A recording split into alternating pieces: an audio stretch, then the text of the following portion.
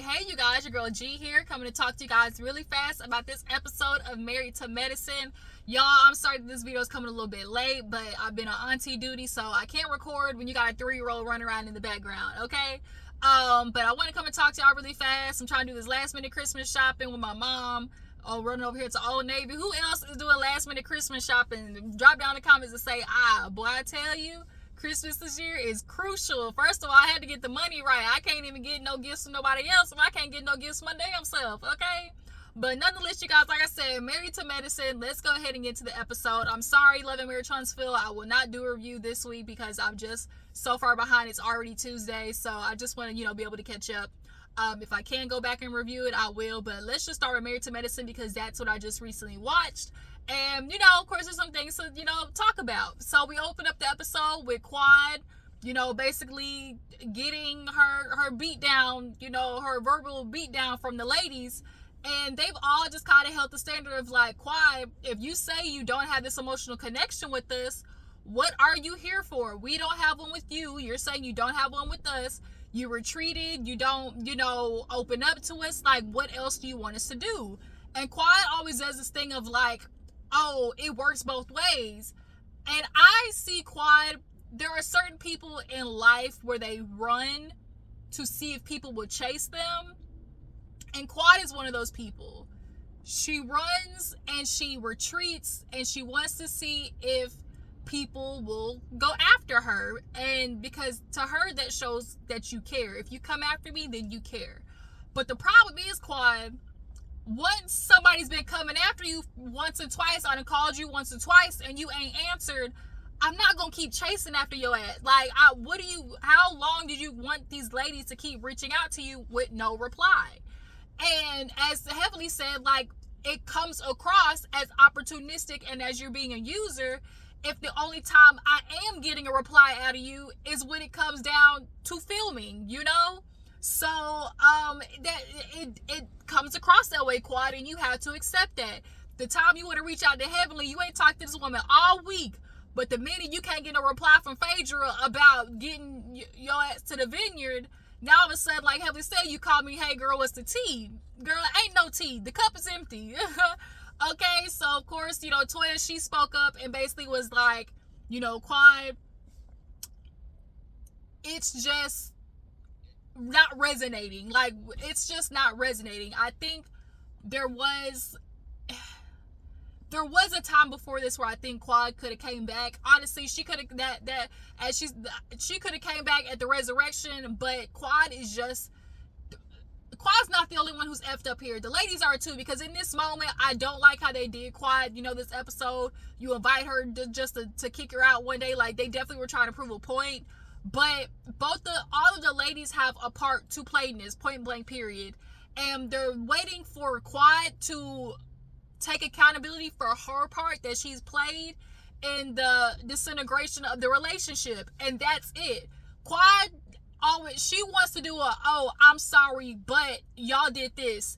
When it just should be, I'm sorry, I'm going to take accountability for my actions, because when you're really sorry about something, you take accountability regardless of what the other person is going to do. Quad couldn't do that. She just would not, her pride wouldn't let her do it.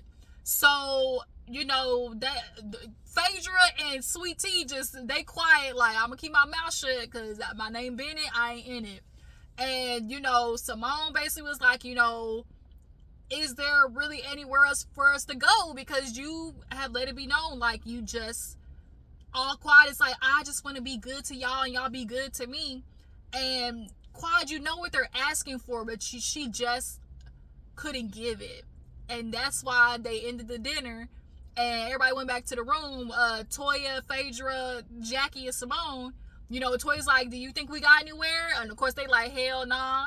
Like, we did it. And so they're thinking back on all the times in which, they did have good times with Quad. They do the playback and everything. And it's just kind of like Quad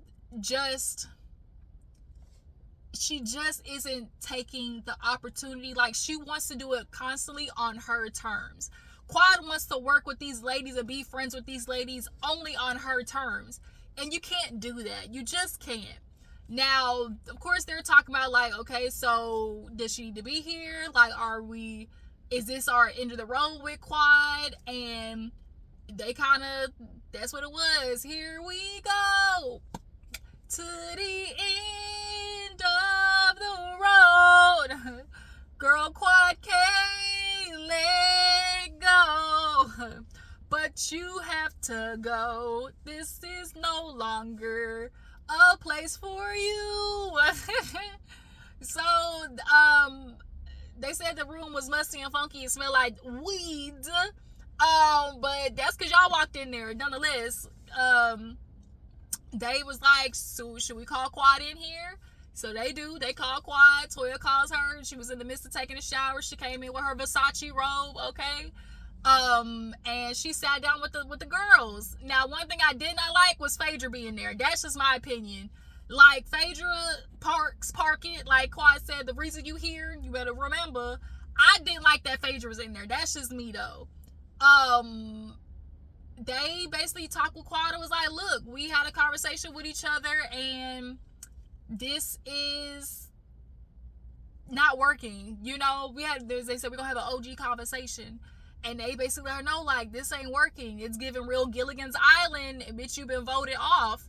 And, you know, Quad was just like, she called us quiet and was like, you know, I'm just really shocked by this. You know, I just really thought that we could have came back from this. Like, y'all didn't really give me an opportunity to show y'all that I could do better. And it's like, in the past, Quad, you had the opportunity. And Jackie, the ladies definitely had never got over that sister circle bullshit, okay?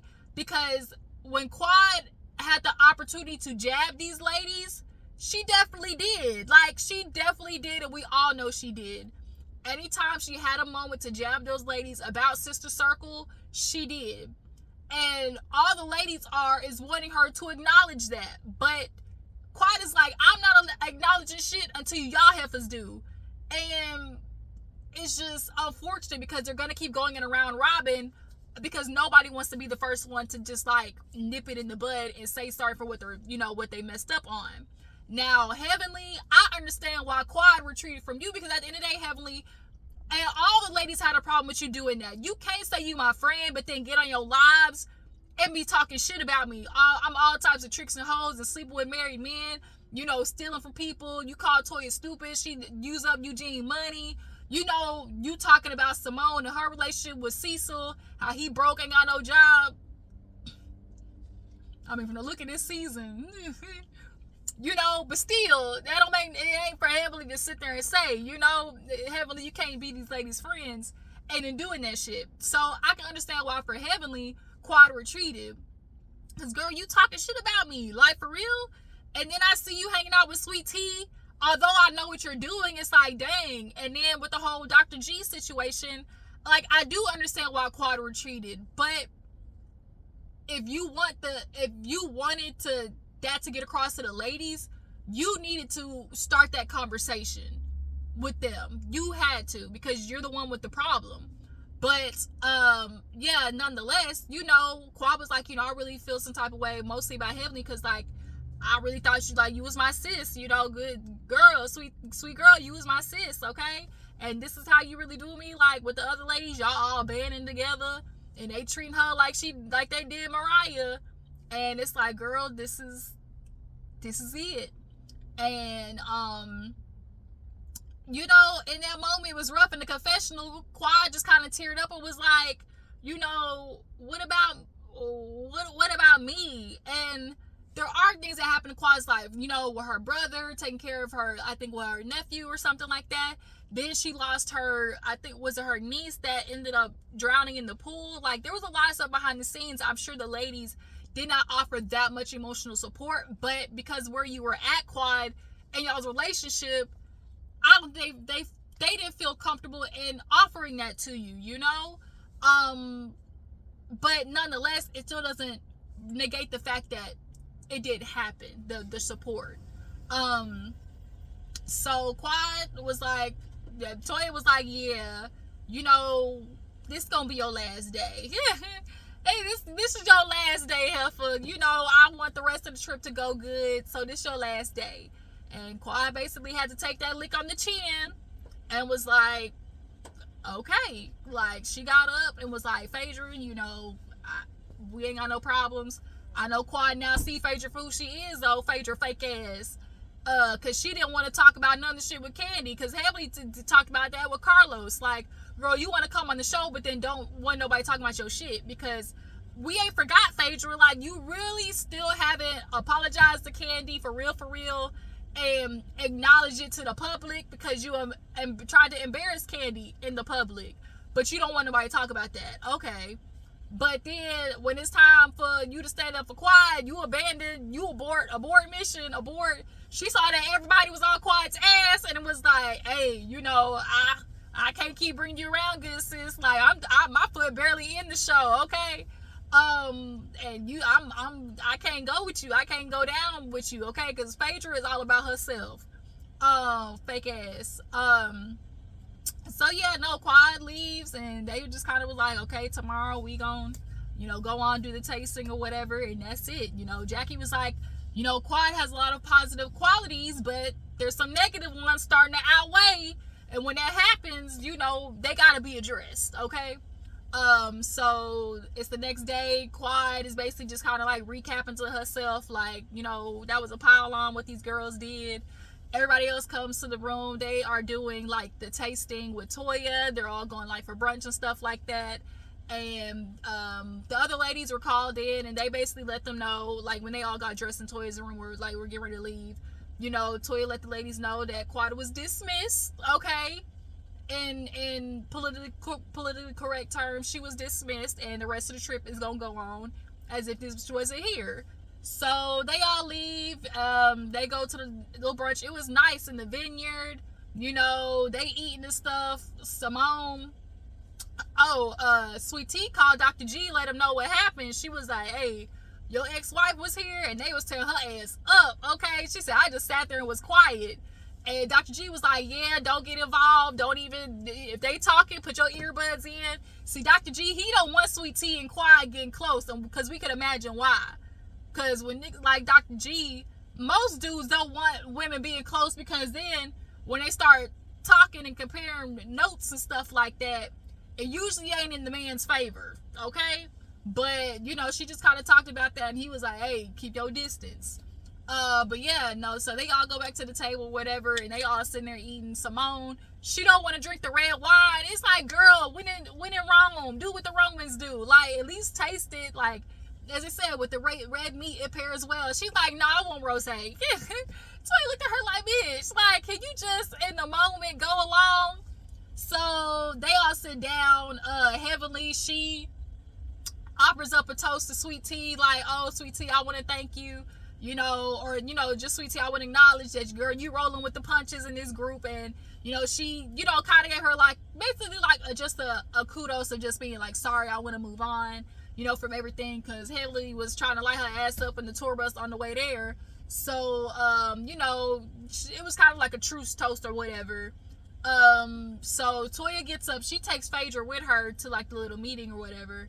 And, when the ladies were down there, so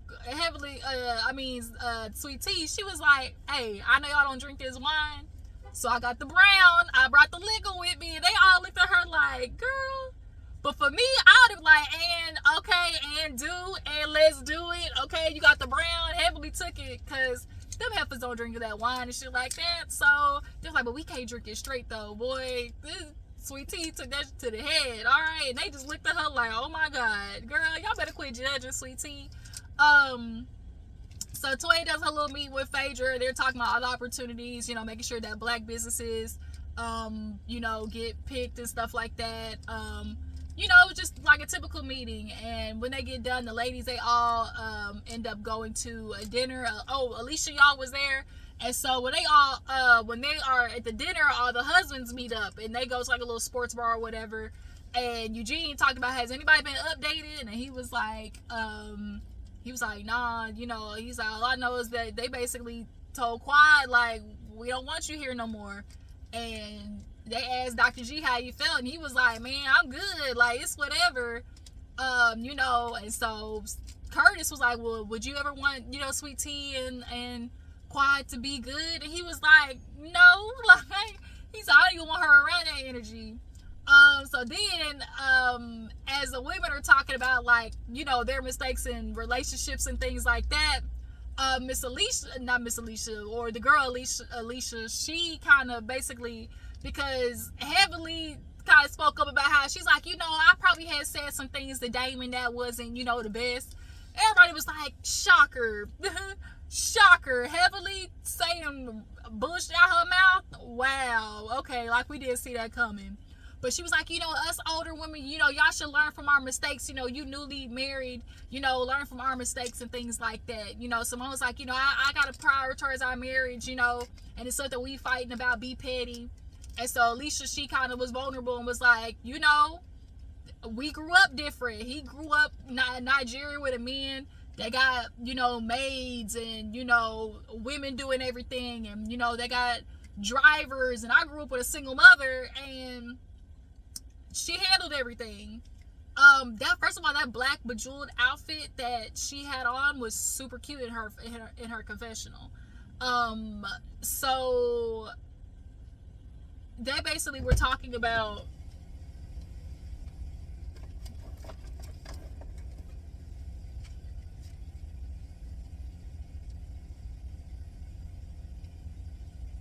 did you not see them in the store?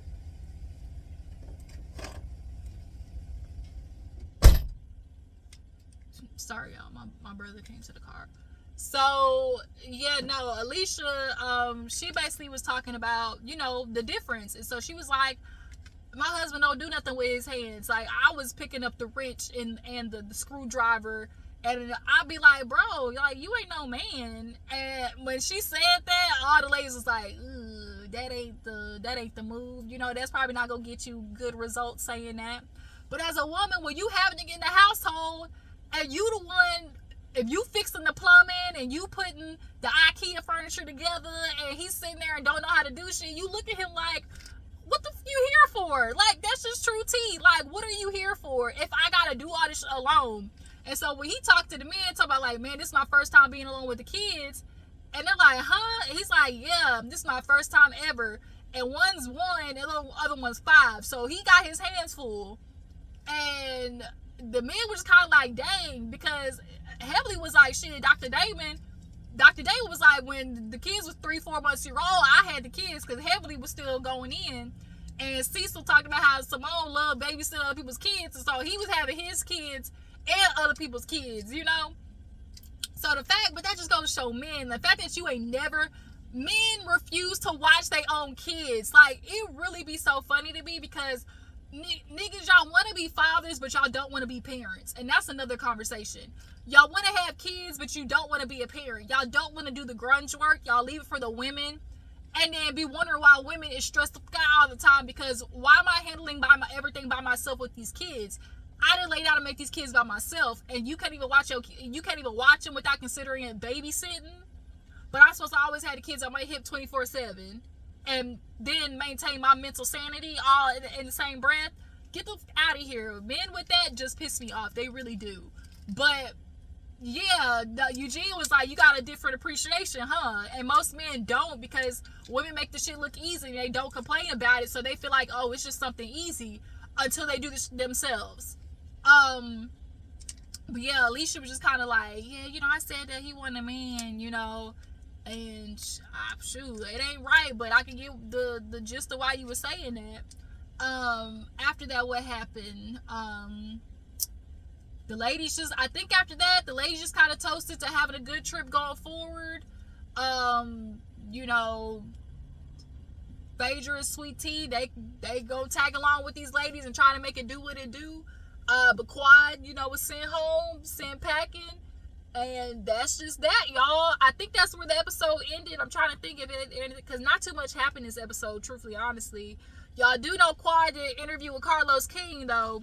And she kind of talked about everything. And, you know, Heavenly Number Behind the Scenes talked about with Carlos, too, how she was, you know, in her meeting, talking about Jackie with her negotiation. At the end of the day, y'all, truth be told, what does Jackie do for the show? Like, we need to start having conversations, because Heavenly, you stay talking about... Heavily produces the show. She try to bring people on who she know is going to bring good TV, which is why Sweet Tea's on there this season. And she asked for Quad because we obviously know Quad and her husband's new boo, it makes for good TV. It's season 10, so they wanted something, to represent that. But in that trying to make good TV, Heavenly forgets like the people involved, right? And to get mad at Quad for trying to negotiate her contract and bringing up the other ladies, like, yeah, like, you can't get mad at her for that. And then, first of all, them little boys that Heavenly talking about, y'all messy as fuck for trying to even... It's clear that production was after Quad. To me, they were being messy as hell and revealing all that information to the ladies because they knew they probably already wanted Quad out of there. So if we get the ladies to band together and just vote her off, we don't have to really worry about the firing aspect of it because the ladies did that shit for us, essentially. Yeah, so that just was like so fucking crazy to me. But yeah, Carlos asked well, do you see how Mariah feel? And she was like, when I got home, I can say I get it. Like, y'all know Quad don't never answer the question straight on. She's such a... I hate when people don't answer questions straight on. They bunch of word salad. They don't get to the point. And that's what she was doing in that interview. She did not want to answer the questions head on. And that's why Quad, there's some people that don't really mess with you like that because they see the move, they see the Joker behavior when you don't want to answer questions straight on.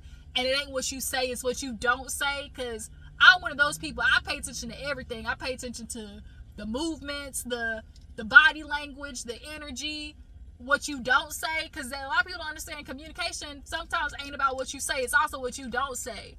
And that's a big thing for Quad. Like, people are catching on to shit that you don't say.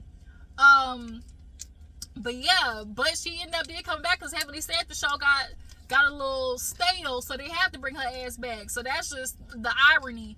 But when she comes back to the reunion, I hope she comes guns a fucking blazing, okay? Because Heavenly, you want to sit there and apologize and tweet, oh my God, I saw the episode. Quad, I'm so sorry. Bitch, no, don't apologize now.